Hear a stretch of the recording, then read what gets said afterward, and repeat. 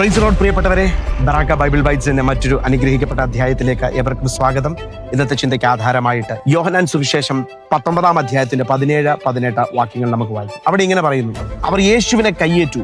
അവൻ താൻ തന്നെ ക്രൂശിനെ ചുമന്നുകൊണ്ട് എബ്രായ ഭാഷയിൽ ഗോൽഗോത്ത എന്ന പേരുള്ള തലയോടിടം എന്ന സ്ഥലത്തേക്ക് പോയി. അവിടെ അവർ അവനെയും അവനോടുകൂടെ വേറെ 2 ആളുകളെയും, ഒരുത്തനെ അപ്പുറത്തും മറ്റൊരുത്തനെ ഇപ്പുറത്തും യേശുവിനെ നടുവിലായി ക്രൂശിച്ചു.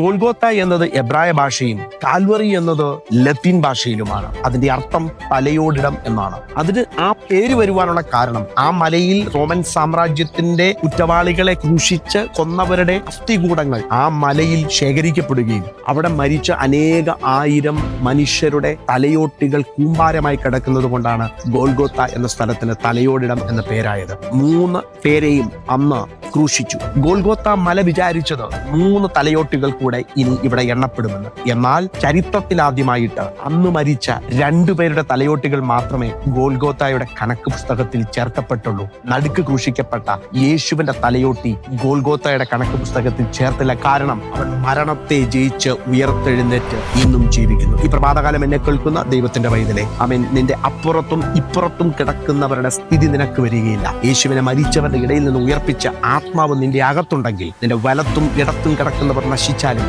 നിനക്ക് ആ വിഷയത്തിന്റെ മേൽ ഒരു ഉയർത്തെഴുന്നേൽപ്പുണ്ട്. നിശ്ചയമായിട്ടും നിന്റെ ചരിത്രം മറ്റുള്ളവരിൽ നിന്നും പൂർണ്ണമായും വ്യത്യസ്തമായിരിക്കും. God bless you.